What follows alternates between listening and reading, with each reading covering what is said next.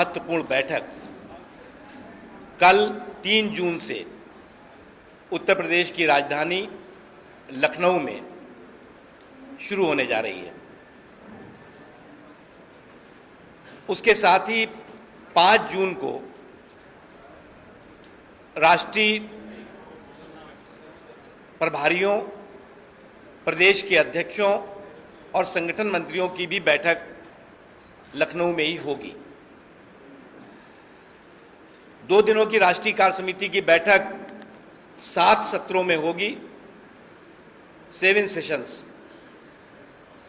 और उसमें विभिन्न राजनैतिक, आर्थिक, आंतरिक सुरक्षा, राष्ट्रीय सुरक्षा,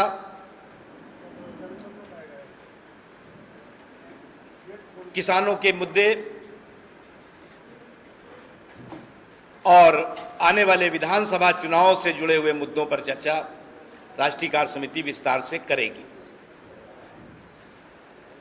कल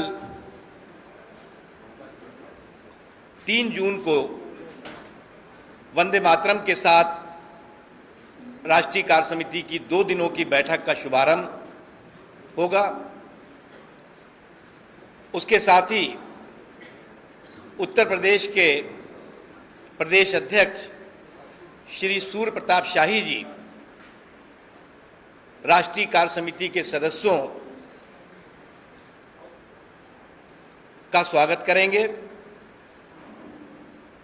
और पार्टी के राष्ट्रीय अध्यक्ष श्री नितिन गडकरी जी अपने अध्यक्षीय उद्बोधन के साथ 2 दिनों की राष्ट्रीय कार्य समिति की बैठक का उद्घाटन करेंगे। इन 7 सत्रों में चलने वाले 2 दिवसीय राष्ट्रीय कार्य समिति की बैठक में 3 प्रस्तावों पर चर्चा होने वाली है। एक प्रस्ताव होगा महंगाई, भ्रष्टाचार और काले धन से जुड़ा हुआ। दूसरा प्रस्ताव होगा केंद्र सरकार के अलोकतांत्रिक, अहंकारी रवैये और देश के संघीय ढांचे को नुकसान पहुंचाने के षड्यंत्र के खिलाफ। जो हमारा फेडरल स्ट्रक्चर है उसको जिस तरह से नुकसान पहुंचाने का षड्यंत्र केंद्र सरकार लगातार कर रही है, उससे जुड़ा हुआ भी मुद्दा होगा। और एक तीसरा प्रस्ताव होगा उत्तर प्रदेश के राजनीतिक हालात से संबंधित, जिसमें उत्तर प्रदेश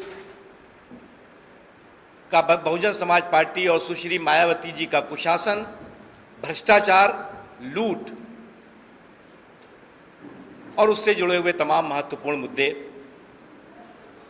चर्चा में होंगे। साथ ही राष्ट्रीय कार्य समिति इन 2 दिनों में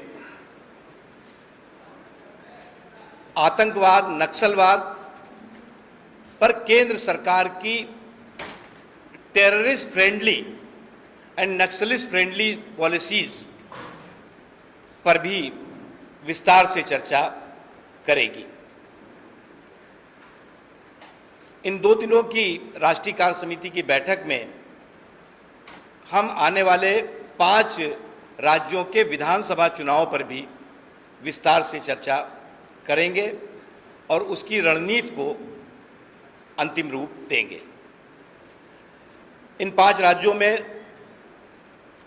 उत्तर प्रदेश, उत्तराखंड, पंजाब, हिमाचल प्रदेश और मणिपुर शामिल है।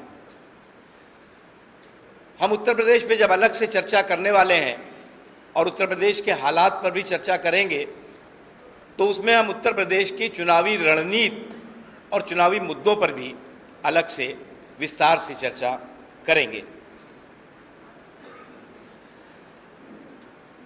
मित्रों, जैसा कि आप जानते हैं कि यूपीए 1 और यूपीए 2 पूरी तरह से भ्रष्टाचार और घोटालों में डूबा रहा, और इसीलिए हम कहते हैं कि ये जो केंद्र की कांग्रेस नेतृत्व वाली यूपीए सरकार है, और सरकार में शामिल सारे लोग ईमानदार हैं और बहुत अच्छी तरह काम कर रहे हैं। मैंने दोनों बोला, टेररिज्म एंड नक्सलिज्म बोथ। मैंने टेररिज्म के साथ साथ नक्सलिज्म बोला है, जोड़ लीजिए, नहीं बोला हो तो।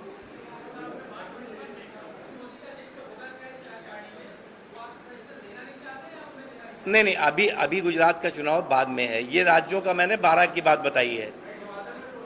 तो नहीं, हिमाचल का और उसका गुजरात भी साथ में आया होगा। चर्चा जिन जिन राज्यों की है उन राज्यों पे चर्चा होगी, क्योंकि चुनाव की चर्चा, चुनाव की रणनीति की चर्चा हमेशा होती रही है और हमेशा होगी।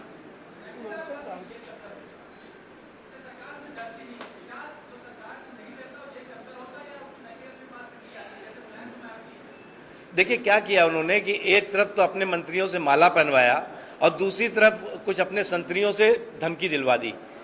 तो ये अपने आप में इनकी मानसिकता और कांग्रेस पार्टी के नेतृत्व में चल रही केंद्र सरकार की करप्शन के प्रति सोच प्रकट करती है।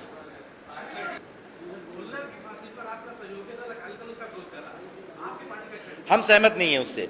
देखिए, जो भी आतंकवाद है वो आतंकवाद है।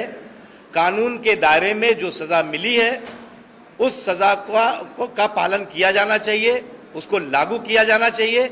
हम किसी भी तरह से न अफजल को छूट देने के पक्ष में है न किसी और को। लेकिन ये दुर्भाग्य की बात है कि कांग्रेस पार्टी ने जिस चीज को शुरू किया अपने राजनीतिक लाभ के लिए, आतंकवाद को भी जो है बैसाखी बना करके सत्ता की सीढ़ियां चढ़ने की कोशिश की। अगर कुछ लोग उसका और रास्ता अपना रहे हैं तो हम समर्थन न उस सरकार के हैं न किसी और के।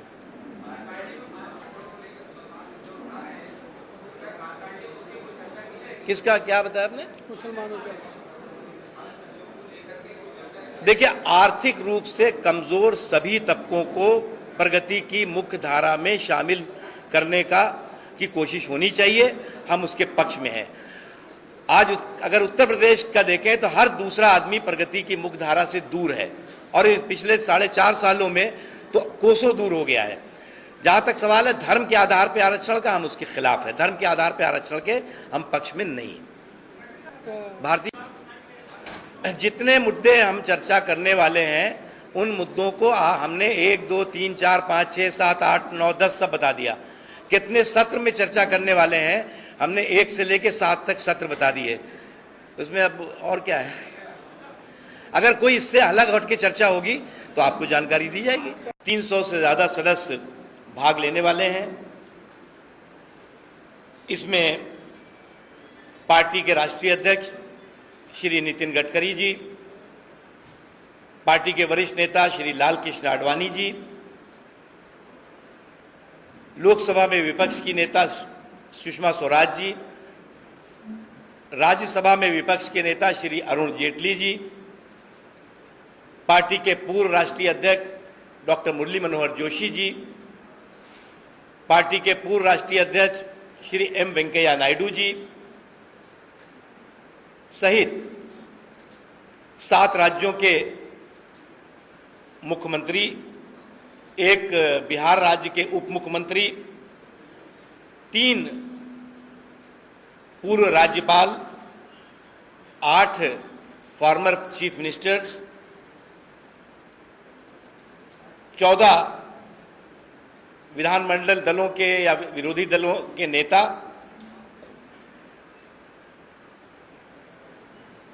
अपेक्षित हैं।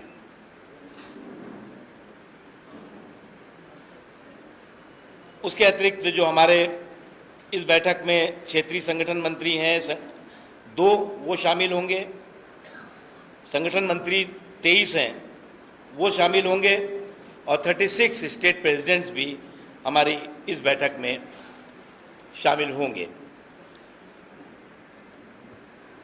उसके अतिरिक्त जो बैठक में प्रस्ताव होंगे, जो चर्चाएं होंगी, उन चर्चाओं की जानकारी आपको हर दिन प्रेस ब्रीफिंग के माध्यम से दी जाएगी। हमारे पार्टी के प्रमुख लोग आपके बीच में समय समय पर आएंगे और सभी जो भी हमारी राष्ट्रीय कार्य समिति की बैठक के मुद्दे होंगे उसकी जानकारी आपको मिलेगी।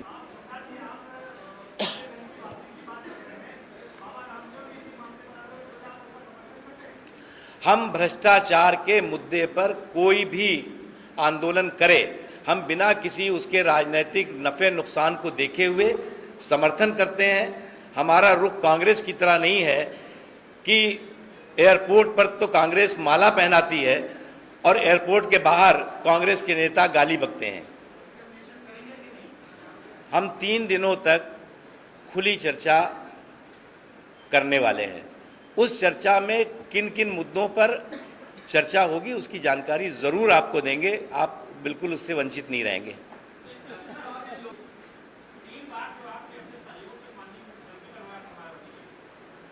तीन बार के बाद तो तलाक मान लेंगे ना आप। हो गया, अब वो गलती नहीं होगी।